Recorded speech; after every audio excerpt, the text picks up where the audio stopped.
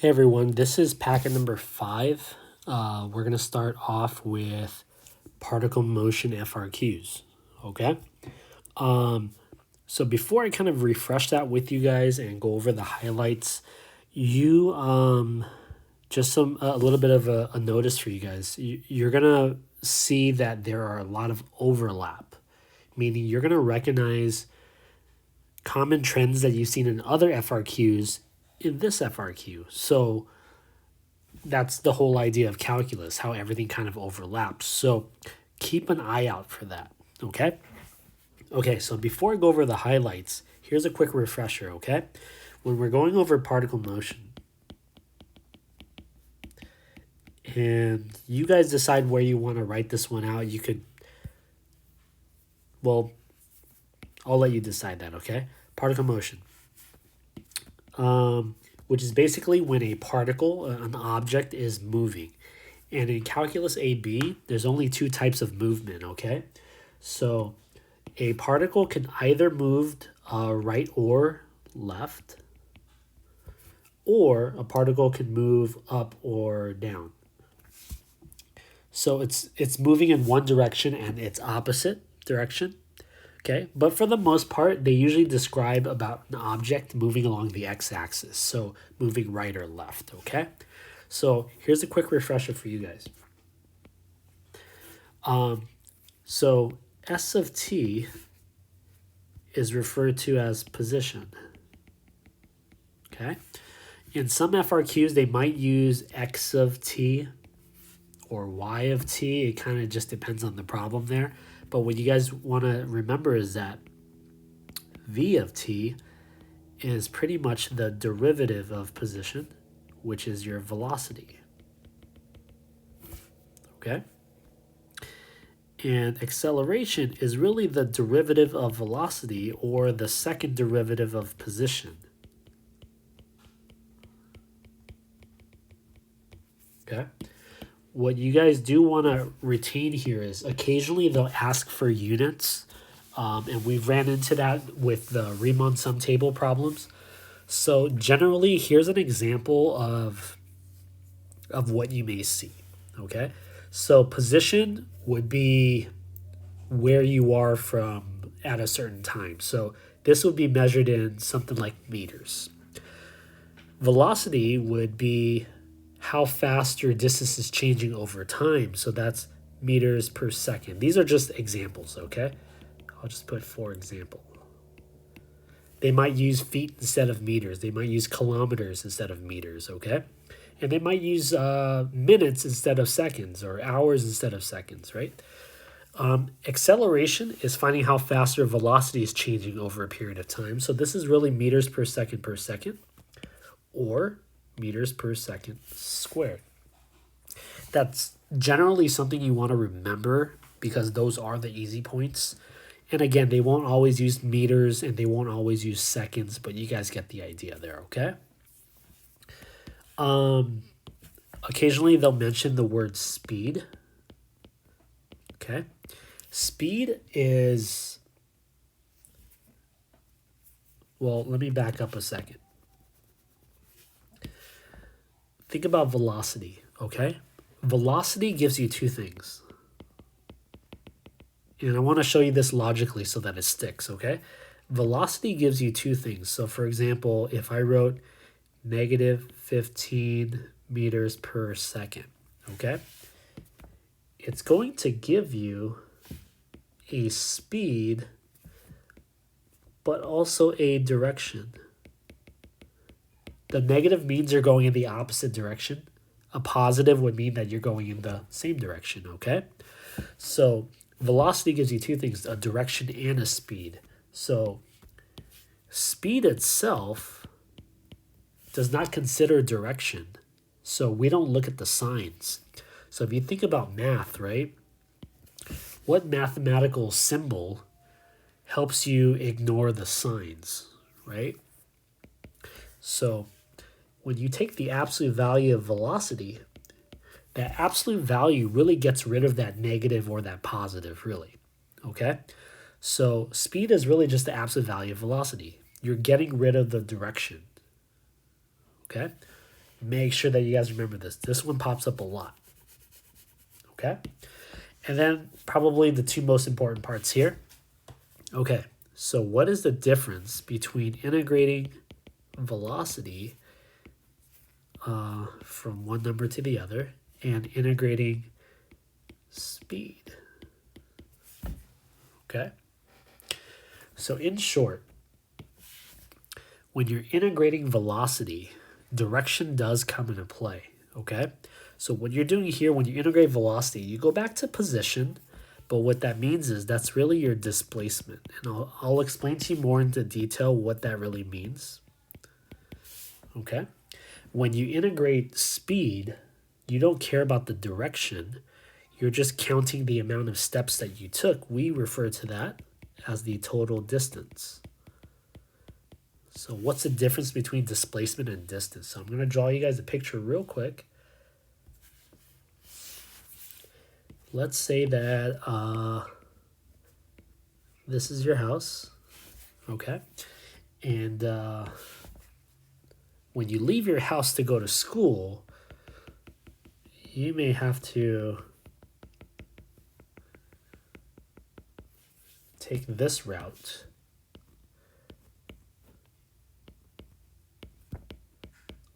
I'll put school there because my pictures are awesome.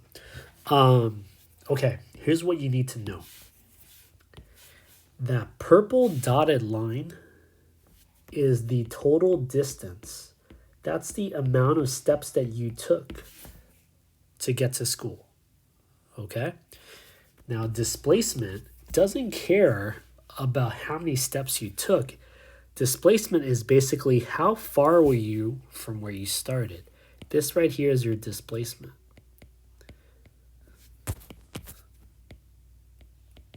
So again, total distance doesn't care about direction. You're just counting your steps. Displacement just cares about where you started and where you ended. Okay? So this is basically what you need to kind of refresh on before we start highlighting here, okay? Okay, so if you have a good sense of these ideas, the rest are really straightforward. I mean, the highlighting will do just to get you guys set on the patterns here. But just know that just looking at the problems, it's pretty straightforward. The first one here is, what should we start with? Let's go with something in regards to finding the acceleration, velocity, or position. Okay, so in general. So let's highlight that real quick. Okay, one thing that I want to note before we start highlighting, if you pay attention to the numbers, for instance, the first question here is number 4. So remember, generally, if it's 3, 4, 5, and 6, that implies that there's no calculator. Okay, so generally, if it's numbers 1 and 2, sometimes 3, because this was a recent change, then your calculators would be active, okay? So here, notice how we have a number 4, non-calculator, number 4, and then here's a number 1, which implies that it's calculator active, right? But then there's a number 6. So if you kind of scroll through it real quick, or flip through your pages in this case, you're going to notice that there's probably an even amount of calculator and non-calculator. It's one of those toss-up FRQs. You know, it could either land on the calculator portion or the non-calculator portion, but either way, it's fairly easy, okay? So just keep that in mind. All right, off to the highlighting. So anything in regards to acceleration or finding the position or finding the velocity, okay? So here we go. Find both the time and the position of the particle. Actually, you know what? Let me not highlight that one. I'll keep it more general. During what time intervals is the acceleration of the particle negative? We'll talk about that. The reason why I didn't highlight the first one is because right here is one of our other trends, which we'll talk about, okay? 2003B. you'll find that it's somewhat a little bit challenging in terms of finding the question's highlights because they're all so closely related. Okay, we're good there. 2011.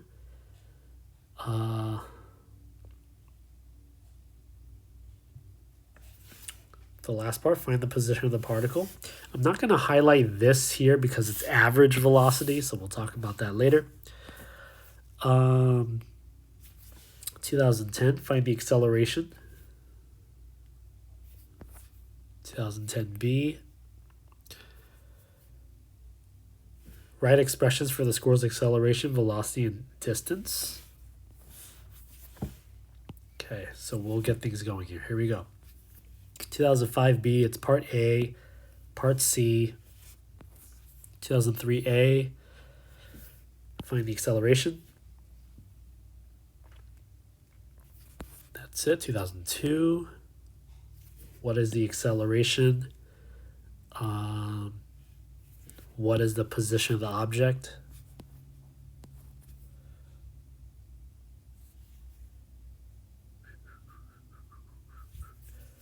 I don't think I see anything here. 2005A. I mean, I'm going to keep going, but I'm most likely going to miss something, but it's okay because they're also closely related. During what time intervals is the acceleration positive?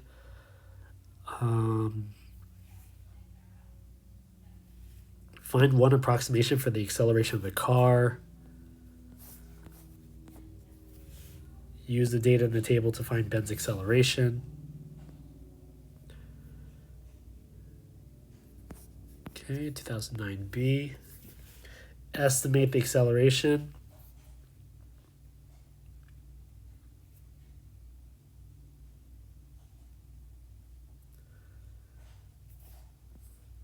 Something about the position.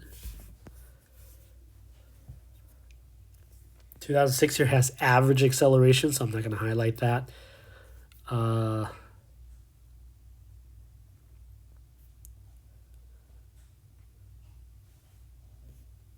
Okay, let's keep going.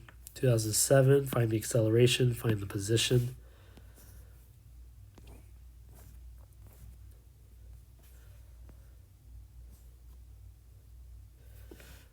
This one here is a little weird. Is there any time? Actually, no. I'll save that for later.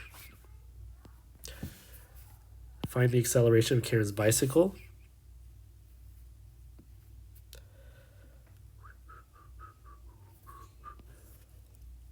Find the acceleration. Find the position. Okay, find the velocity. Find the acceleration.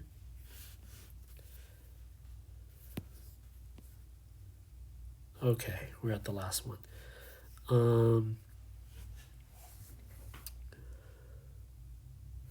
Find the acceleration in part C and find the position.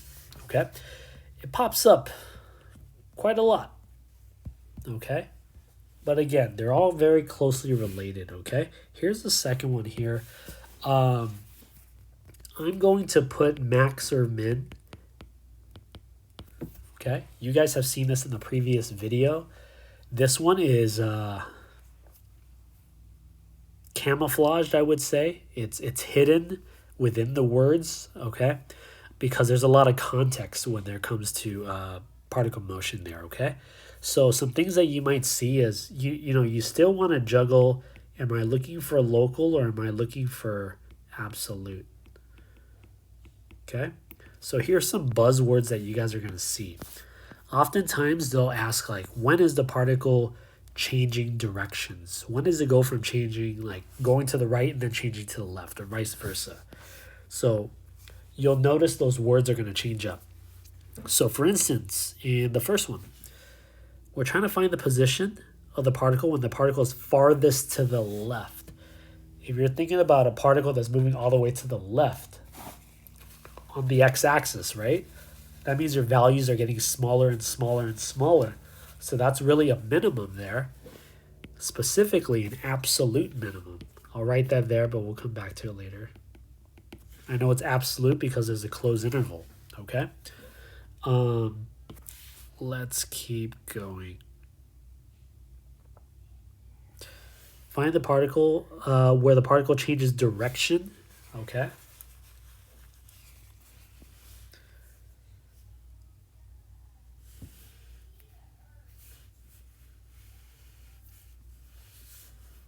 Let's see, 2010b. Find all times where the particle is moving to the right.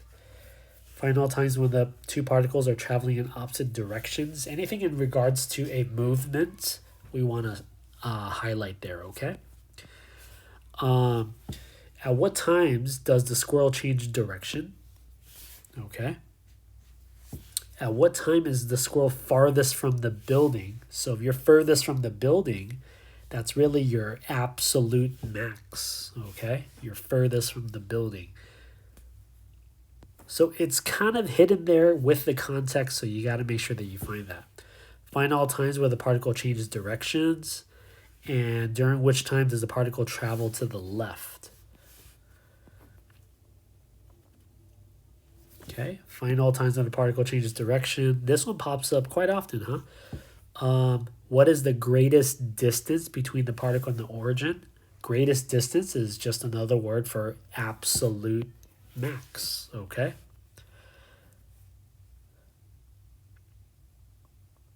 Okay. Nothing there.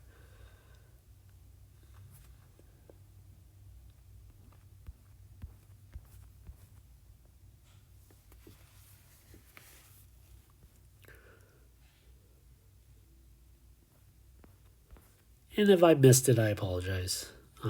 This is just a quick skim, and that's what you guys should be practicing too, okay? Over right here, 2009, part C. Must the particle change direction in any of the subintervals indicated? Explain the meaning of. Okay. Find the time in which the particle is furthest to the right.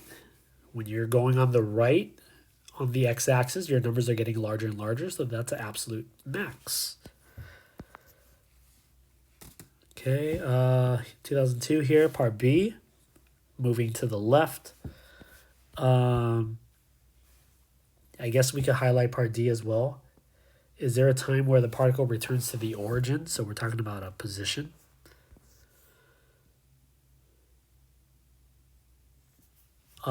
Here is a sneaky one. This is a local extrema. It's talking about Karen. She left her calculus homework at home and she returns to get it. At what time does she turn around? When she turns around to go back home, that's a change in direction. Okay? Okay. Find the time at which the particle reaches its highest point. I guess we could talk about this one too. Part D. Is the particle moving toward or away from the origin?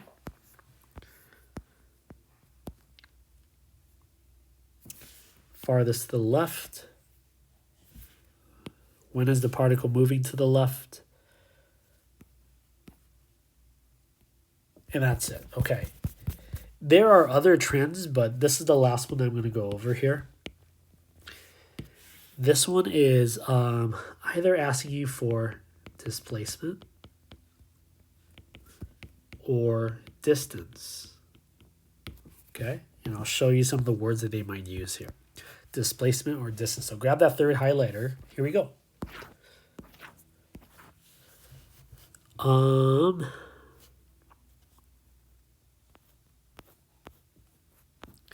2003, find the total distance traveled. 2011, find the total distance traveled.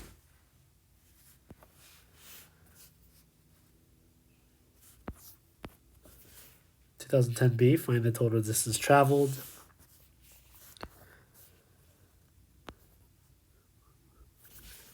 Find the total distance traveled. I guess I'll squeeze in a fourth one because I see something else popping up quite a lot. But that's okay. I'll make another video for it. What is the total distance traveled? Nothing there. Nothing there. 1998. I don't see anything there. 2011. Nothing there.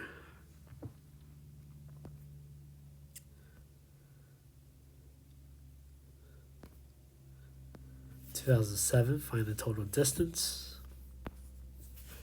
2002. I think that's 2009. 2009. Right here. Very sneaky. When you integrate speed, you're finding total distance there.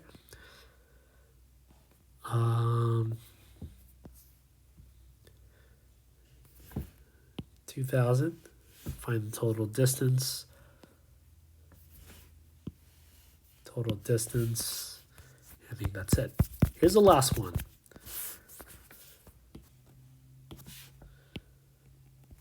Okay. The last one here is talking either about speed increasing or decreasing. Okay. I saw quite a few, so I definitely want to highlight it and make a video for you guys there, okay? Something in regards to the speed increasing or decreasing. Okay. Here's one example. Part C is the speed increasing or decreasing. Part B is the speed increasing. Is the speed increasing or decreasing?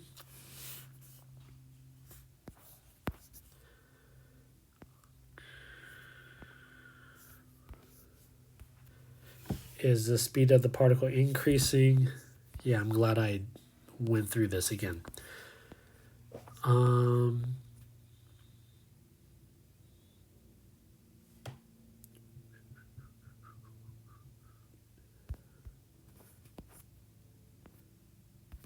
guess I missed one.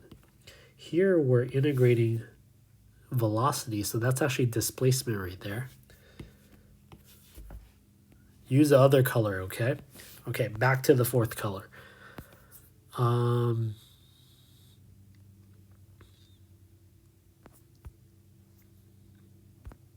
miss anything? Okay, is the speed increasing, decreasing?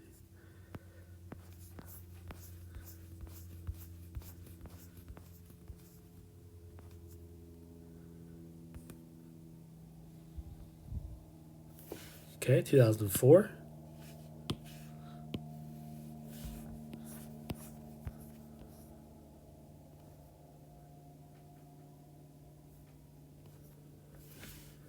(2012) is the speed increasing or decreasing, and then that's it. Okay, so I guess one thing before you guys watch the tutorials for each of these highlights, I want to note this. Problems like this one, where there's a table, right? You're going to see a lot of the trends that you learn with Riemann sum and tables in this problem, okay? Using appropriate units, explain the meaning of. So notice there's a lot of overlap there, okay? Yeah, like here with the table, we had a Riemann sum. They're all closely connected here, so just keep that in mind, all right? Okay, off to your next video, which is finding the acceleration, velocity, or position, okay?